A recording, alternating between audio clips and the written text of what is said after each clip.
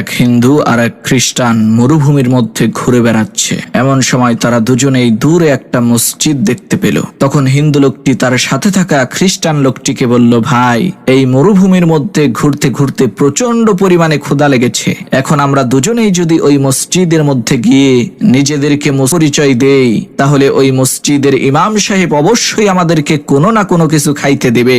তখন খ্রিস্টান লোকটি বলল, ভাই, আমি মিথ্যা কথা বলে নিজেকে মুসলমান দাবি করতে পারবো না। তখন হিন্দু লোকটি বলল, ঠিক আছে, তুমি না খাইয়া থাইকেনে আমি কিন্তু মিথ্যা কথা বলে এই খাবারটা খাবো, আমার খুবই ক্ষুধা লেগেছে। তারা যখন মসজিদের মধ্যে ঢুকলো, ইমাম সাহেব তাদের দুজনকেই সম্মান করে বসতে দিলেন এবং তাদের নাম জিজ্ঞেস করলেন। তখন সেই হিন্দু লোকটি নিজেকে মুসলমান পরিচয় দিয়ে বলল, আমার নাম আব্দুল মজিদ মিয়া।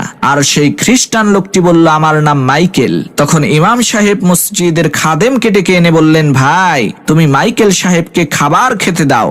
এরপর সেই ইমাম সাহেব ওই হিন্দু লোকটিকে বলল, আব্দুল মজিদ ভাই, এবার বলেন আপনার রোজার অবস্থা কি? এই বছর রোজা কি 29টা হবে নাকি 30টা? ইমাম সাহেবের এই কথা শুনে সেই হিন্দু লোকটি বলল, সর্বনাশ, বেশি চালাকি করতে যাইয়া খাবারের বদলে বাস খাইলা।